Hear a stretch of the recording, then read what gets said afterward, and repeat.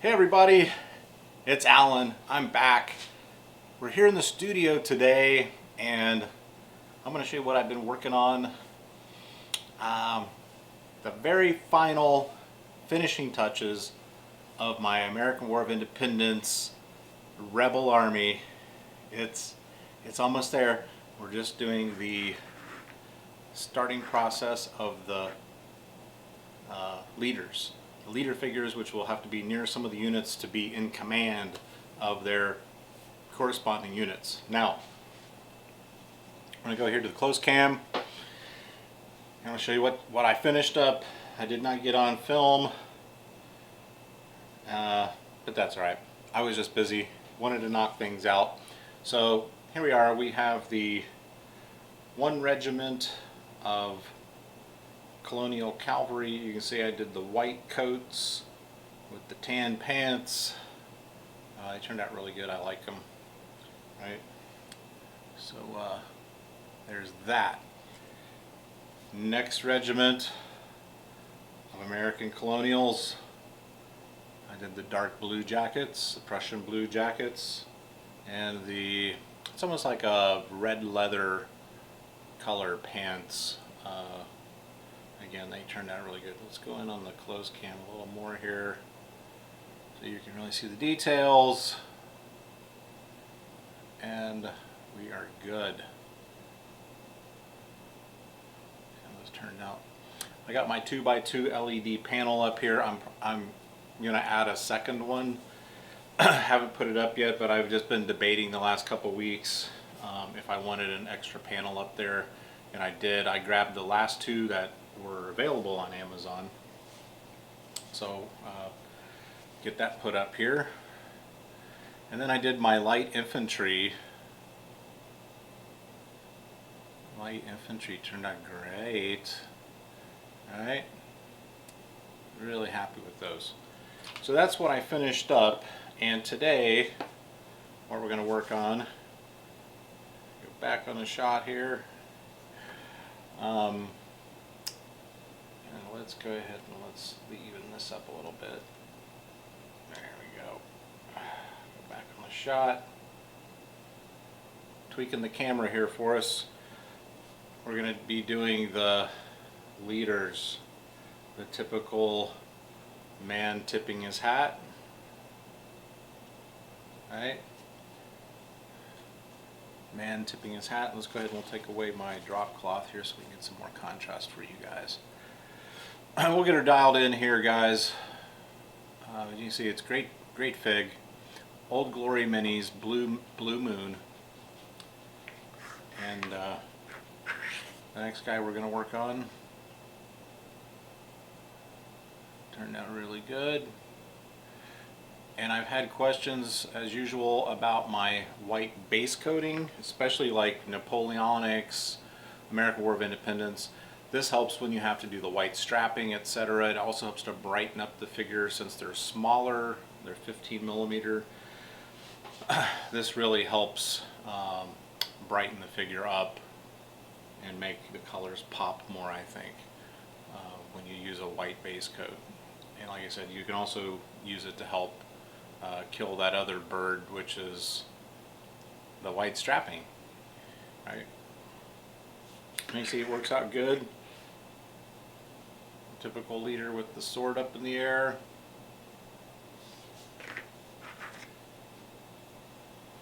Another one galloping. Yeah, went ahead and popped on a couple of the horses, as you can tell.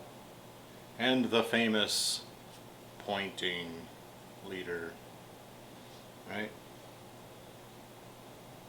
So that's what I'm going to be wrapping up. That will be the end of my basically what I have here for the American War of Independence. I did a British Army. We have done a British Army, a Colonial Army, and they're pretty well evenly matched. I got matching artillery units, matching cavalry units, matching infantry units, light infantry, grenadiers, Colonial regulars. I've got skirmishers, we've got the Queen's Rangers on the Brits, and I've got the mountain men on the Colonials as the skirmishers. So they're going to be really evenly matched armies. And when I get the tables built, we will do a battle report. All right. So yeah, so that's basically what I'm working on here. Also, the studio, it has been a bear getting materials for the studio. With the COVID scare starting to let up some, it's hard. The supply chain has been totally broken down.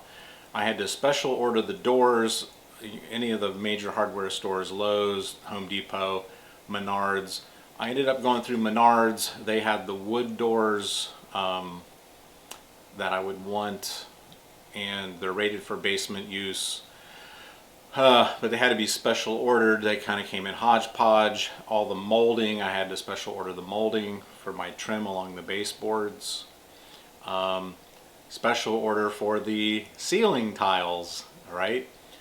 Those should be in the next week or two, but this is what irks me. I ordered this stuff from Menards like 3-4 weeks ago, and I figured I'd call last week just to check to see where things were. They were there. They'd been sitting in the warehouse there for 2 weeks down here south of me at the local Menards. I tell you guys, it's so hard to get anyone to do anything these days. So it's probably why I stay so busy, because my wife and I, we run our office here at our home, and we're pretty thorough. We return calls very promptly. We do what we say we're going to do, and I'm always booked up. So I don't know. I don't get it. But anyways, that's kind of like where we're at these days in our society. It's like pulling teeth to get people to do their jobs. It's pretty sad, actually. But let's get back to the paint table. I'm going to put my drop cloth down, just a folded paper towel. So we're going to be going in. I want the little bit brighter blue. So I got this Prussian blue. It's a lot darker. So I'm going to put that aside. We're going to stick with the brighter blue for the officers' coats. We're going to go in for the pants. We're going to be going in with the tan earth, since they had more of a tan pant. We're going to be using the flat black for the hats, the boots,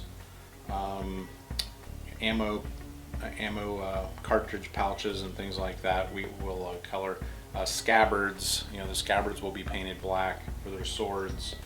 We'll be going in with the buff for their face, because I like to use this lighter color, and then I come over it with the flesh tone wash, which really makes the face look more realistic, I think. Horses, it's going to be kind of a mix. I'm probably going to use some dark brown, and then I'll dry brush with some light brown so I can get a couple of these horses in a nice chestnut color. New wood for anything like, I don't know if the officers will need anything with the new wood. There's no rifles or anything, so that's what I'm going in with. That red leather for anything that I spot that's leather colored, that I will come in with. And that's about it. And then we'll finish up with the standard brown wash, right? And I'm finding that gives me a really good tabletop standard bolt gun metal for the base color of the swords, and then I'll come back in with a little dry brush of silver on the swords to make them more gleaming.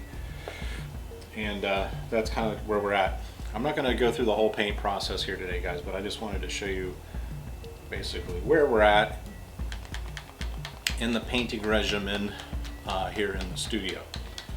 So I'm going to go in. First step for me usually is going to be my coats, right? The gray coats. So let's go ahead and put some blue on our palette here.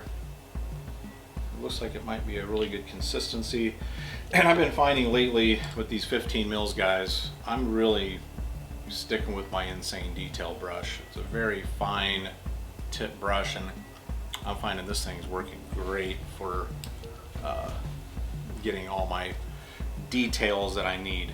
So let's start with the famous pointing guy, right? Cheers.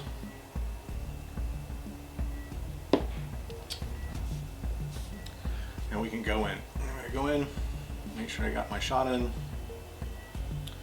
I'm in my shot. Let's go up a little bit. That looks good. Cover my brush for you new guys. I can see a nice little bead right there. I'm just going to go in, check out the consistency of the paint. You don't want it too runny, obviously, but you don't want it too thick. And we can adjust with the dropper. Right. So this will be a nice bold blue, and then once I put the wash on, we will. I got my shot a little bit here, guys. We'll come in and do this up. Working on my camera angles. I think what I'm going to eventually do here, guys, is once everything's finally completely done with all the moving things around, putting up the trim and stuff, I'm probably going to put more of a permanent camera mount on this wall so I don't have to mess with the tripod. So literally it's just using my quick connect that I use for my camera setup, and I can just quickly change out the camera and move it to other locations where I film, and then we can have the same angles all the time on the camera, and there won't be any adjustments. You see, I'm not doing the cuffs. The cuffs are white. And I may come in, it just depends, I may come in, I'm not going to do their epaulettes, right? I'm going to come back in with, I think they're gold color, or brass color. And I'll just do that. Yeah, this consistency of this paint seems to be perfect. So I'm not hitting the epaulettes. You see, I'm not getting in to the area around the hair. Let's go in so I can show you, especially you new painters, that you just kind of trace around it. And that's what this Insane Detail brush is so good for, guys. It's Insane Detail. I hope everybody's been doing well through the COVID scare, the COVID mania. And that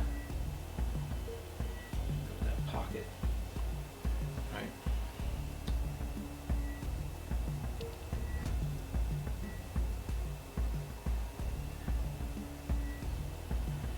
Sometimes as I go along, you may find I need to add a dropper of water to the paint. You see that's drying. It's drying really nice. So I'm going to just look around, see just a little bit on the edge of the coat I missed. I'll get that cleaned up. A little bit on the bottom here. And just a little bit on that shot.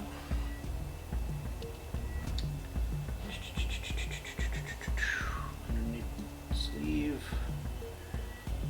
A little bit missed. Another glance over, and boom, assembly line painting, right? Assembly line painting. So I'm gonna go back in, trace around his cuff, his epaulettes, his hair. And just bang this sucker out, get all the way down in the recess there.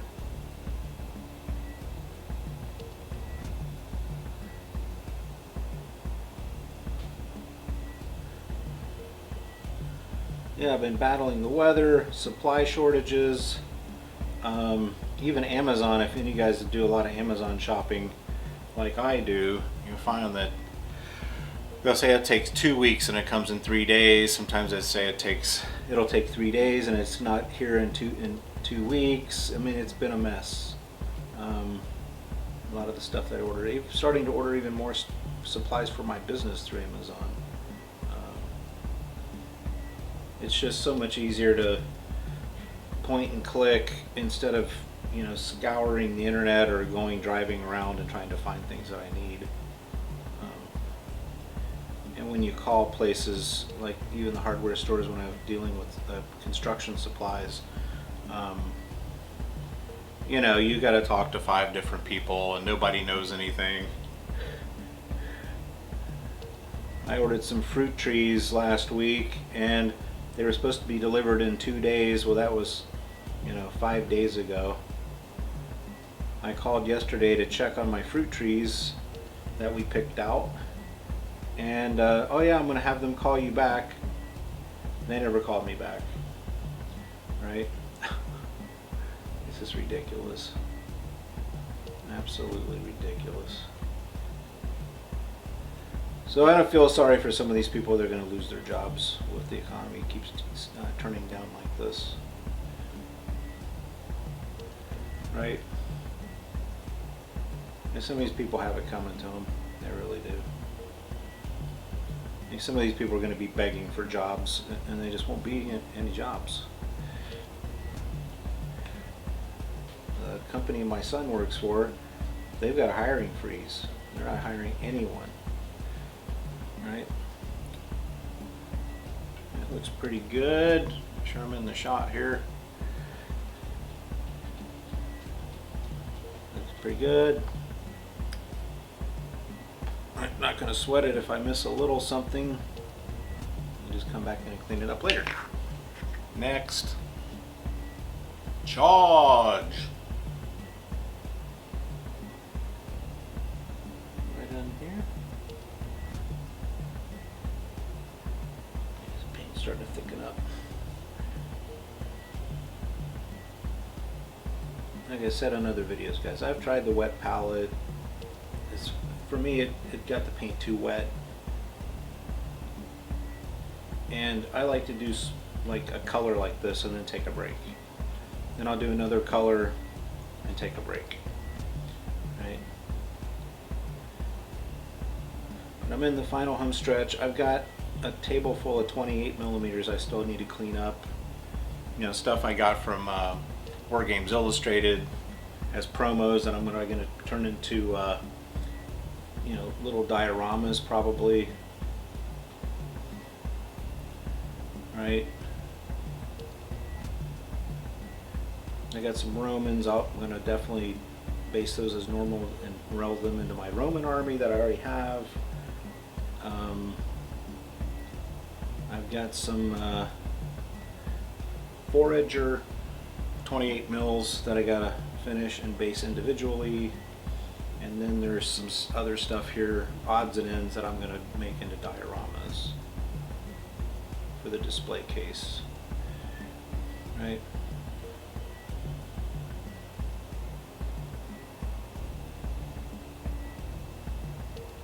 So we figured out we're going to, up on in the gaming hall over here, at some point I'm going to mount probably a 60-inch. I think a 70-inch might be too big for that space on the wall opposing the 2 gaming tables I'm going to build. And we can have movies on if we so choose, right?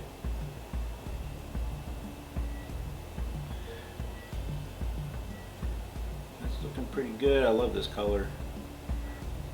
You know, nice and bold. Nice and bold. Good. I'm not seeing anything I missed. But yeah, definitely get on my Facebook group, guys. Alan Smith Hobby and War Games. I put a lot more things on there more consistently. It's so much easier to take a picture and put up some pictures, or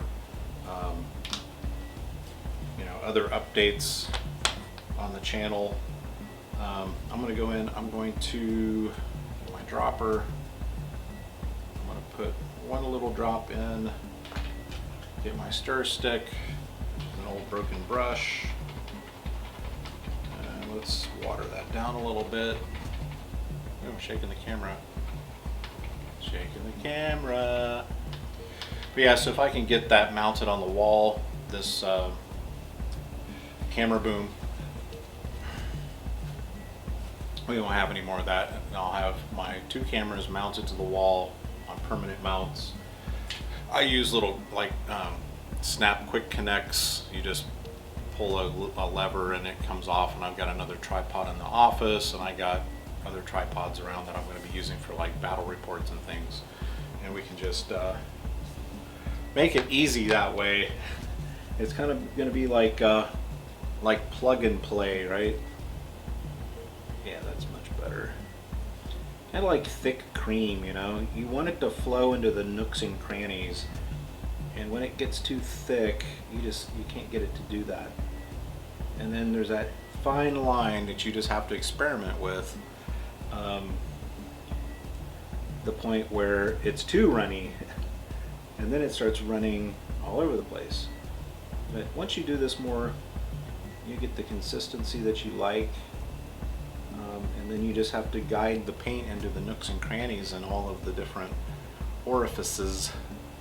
I'll try to show you what I'm talking about here. We're going to do this side right here, and you can see it's not running down this edge of his jacket, but you can see that it doesn't take much effort to get the paint to go where I want it.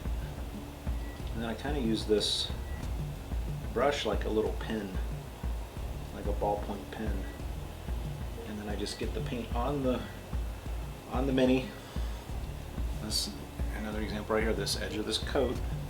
I'm gonna start at the top. I'm gonna go zip, zip right down the edge. You see where the epaulette is, which is his insignia for his rank, right to the edge of his cuff.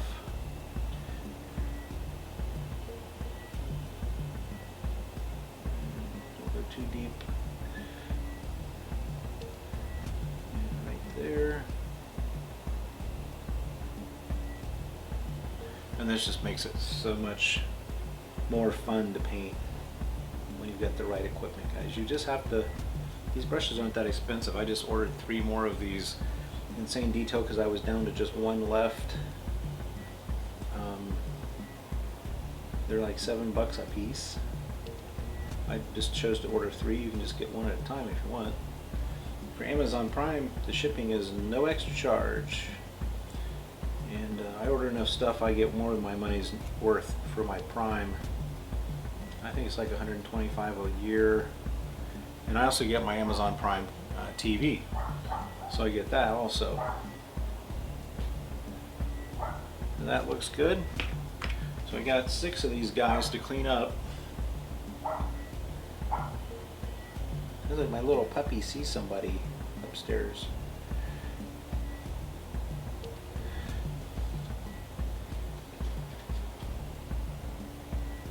Right? Come right down to the base of his jacket. And that's why I love these caps, guys. I can really get a good hold on the Mini. And see, that's like a paper he's holding, like orders, right? So I'll come in with probably like a buff, like the buff, or maybe something a little bit darker to be like the color of parchment paper.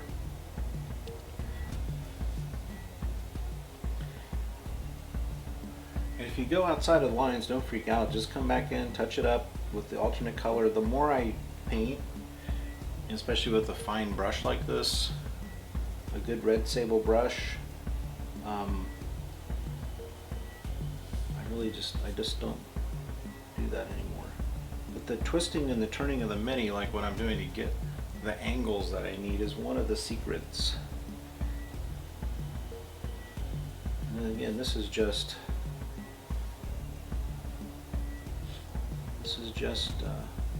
Gatorade caps. You can use Powerade, you can use anything you want. Some of the ones I've seen other guys use seem to be a little small to me. It's whatever you prefer. Some guys use wine corks, right? Whatever you want to use. There's no right or wrong, I guess. Whatever works.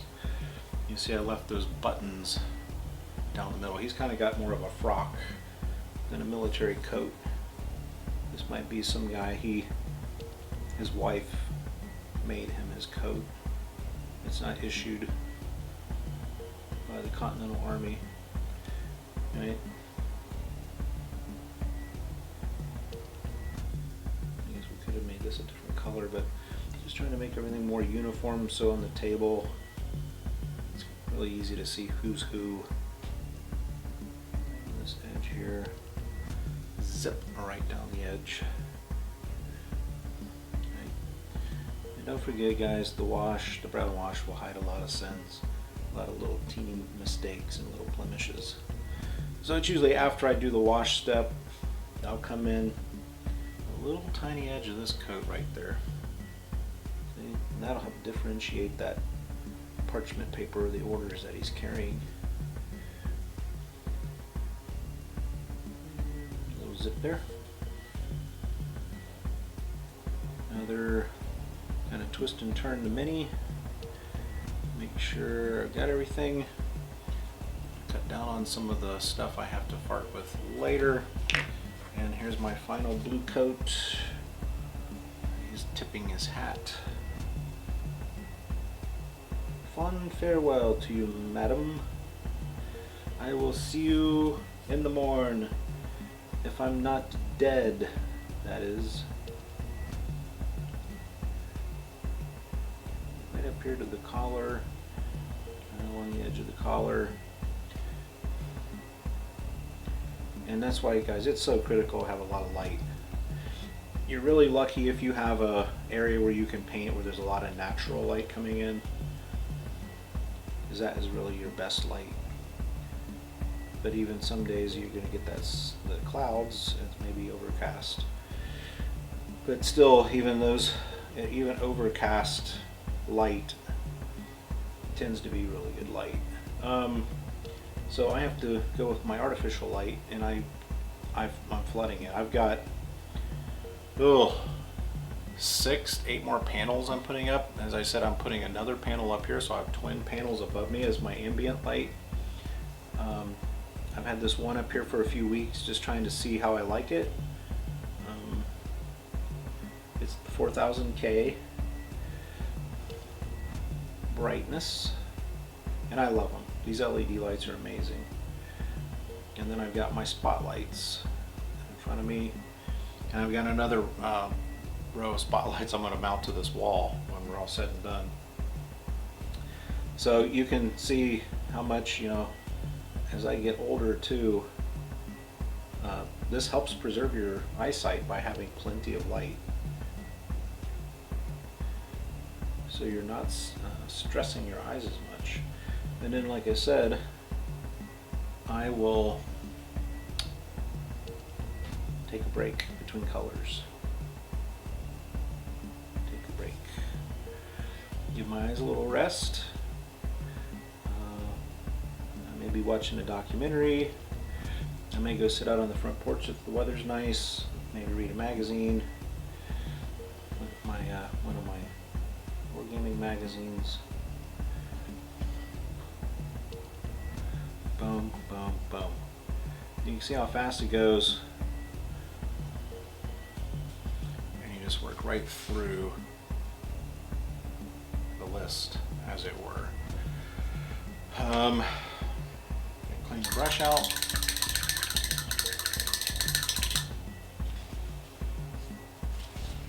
Sometimes these darker colors, especially black, I'll need to pop out my brush cleaner.